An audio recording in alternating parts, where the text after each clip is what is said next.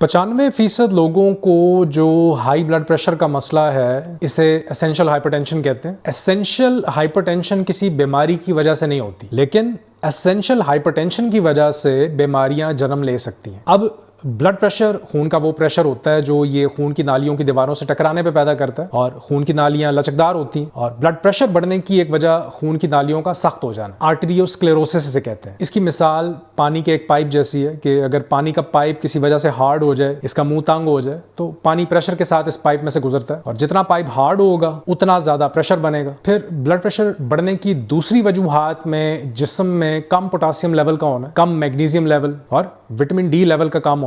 Blood pressure medicines का primary focus इस बात पे होता है कि सोडियम और पानी को जिस्म में से बाहर निकाला जाए, क्योंकि जहां सोडियम होगा, जहां नमक होगा, वहां पानी भी जाएगा। ये रूल ऑफ थंब है। तो अगर आपका सोडियम इंटेक ज्यादा है या बॉडी किसी वजह से सोडियम होल्ड कर रही है, जिस्म नमक को रोक के रखे हुए, तो वाटर रिटेंशन भी ज्यादा होगी, यानी बॉडी पानी को होल्ड करके रखेगी। ब्लड में पानी का वॉल्यूम बढ़ जाएगा, जो वजह बनेगा हाई ब्लड प्रेशर की। तो अब जो मेन गाइडलाइन है उसमें सोडियम पे तो फोकस किया जाता है, लेकिन पोटासियम बढ़ाने की बात नहीं की जाती। इसी तरह मैग्नीशियम, विटामिन डी या नाइट्रिक ऑक्साइड की बात नहीं की जाती। ये कहा जाता है बस ये मेडिसिन ले लें, पानी ज्यादा पिएं, एक्सरसाइज करें, नमक कम खाएं। अब होता ये है कि पोटासियम और सोडियम ये जिस्म में एक दूसरे के उलट काम करते हैं। बॉडी में पानी की ज्यादती या कमी के जिम्मेदार ये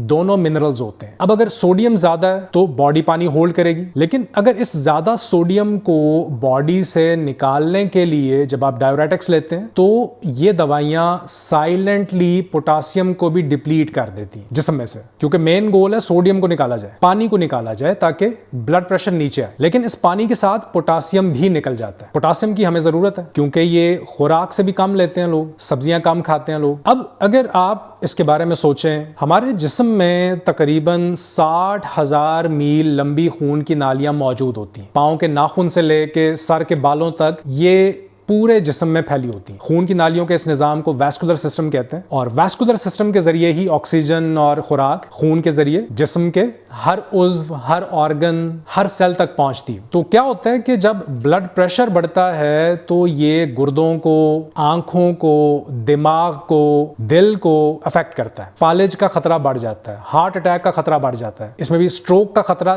3 गुना तक बढ़ जाता है। और हाई ब्लड प्रेशर कंपनसेशन भी हो सकती है किसी चीज की, यानी अगर किसी ऑर्गन में ऑक्सीजन सही से नहीं पहुंच रही, हाइपॉक्सिया है, तो ऑक्सीजन की सप्लाई बेहतर करने के लिए बॉडी का सिंपैथेटिक नर्वस सिस्टम एक्टिवेट होता है, एड्रेनालिन और कुछ दूसरे केमिकल्स खारिज करता है जिस्म, और इन केमिकल्स के रिलीज होने पे दिल अपना काम तेज कर देता है, ब्लड सर्कुलेशन की इंटेंसिटी में इजाफा होता है, पल्स रेट बढ़ जाता है, जो इवेंचुअली ब्लड प्रेशर बढ़ने की वजह बनता है। तो इस केस में ये बॉडी का कंपनसेटरी रिस्पॉन्स होता है, जो बॉडी के वाइटल ऑर्गन्स को बचाने के लिए अडैप्ट किया गया, जान बचाने की कोशिश की जा रही है। लेकिन अगर ये ऐसे ही चलता रहे, आप लाइफस्टाइल चेंज नहीं करते, स्मोकिंग नहीं छोड़ते, मुरगन ग़िज़ाएं नहीं छोड़ते, तो ये मुस्तकिल हाई ब्लड प्रेशर में बदल जाता है। अब इसमें जब आप मेडिसिन लेते हैं तो लंग्स के साथ क्या होता है, पहले ही ऑक्सीजन की कमी होती है, मेडिसिन ली, ब्लड प्रेशर नीचे आया, लेकिन मेडिसिन लेने के बाद आप अच्छा फील नहीं करते, सर में दर्द होता है, डिजीनेस, मसल क्रैम्प्स, मुंह खुश्क होता है बार बार, इंसोम्निया, नींद सही से नहीं आती, जोड़ों में दर्द, और अगर सिगरेट भी पीते हैं, सीओपीडी है, तो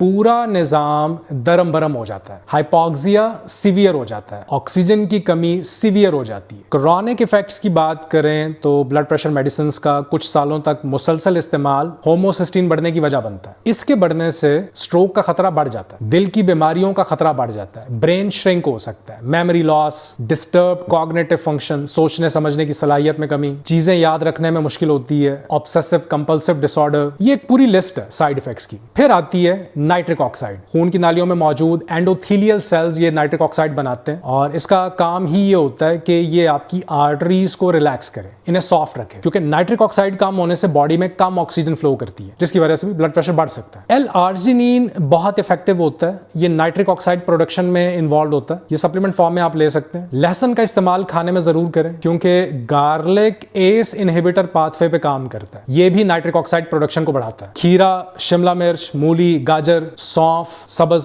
पत्तों वाली सब्जियां, इन्हें अपनी डाइट में जरूर शामिल करें। इनमें बहुत अच्छे फाइटोन्यूट्रिएंट्स होते हैं, इनसे पोटासियम और मैग्नीशियम मिलता है। 4700 mg पोटासियम की रोजाना जरूरत होती है एक आम इंसान को। तो अगर कोई सब्जियां कम खाता है तो इसे नॉर्मल खाने से पूरा करना बहुत मुश्किल होता है। विटामिन ई जरूर लें, ये भी खून की नालियों की अंदरूनी परत को प्रोटेक्शन देता है, ऑक्सीडेटिव स्ट्रेस को कम करता है। फिर ओमेगा 3, अंडे, मछली, इनसे ओमेगा 3 भी मिल जाता है आपको और विटामिन ई भी। अब हर चीज को समराइज करते हैं, पोटासियम, मैग्नीशियम ये आपको सैलेड से मिलेगा, सप्लीमेंट से भी ले सकते हैं। विटामिन D3, गार्लिक, एल-आर्जिनिन, आप इसे पाउडर में ले सकते हैं। नाइट्रिक ऑक्साइड के लिए टोकोट्रिनोल्स, विटामिन ई, ये आर्टरीज की एंडोथेलियम को प्रोटेक्ट करता है। एंड डेफिनेटली एक्टिव लाइफस्टाइल, ज्यादा देर बैठे ना, वॉक को मामूल बनाएं और इस मसले के बढ़ने का वेट ना करें। Start acting right away. Channel पे आने का शुक्रिया, अपना ख्याल रखिए, अल्लाह हाफिज।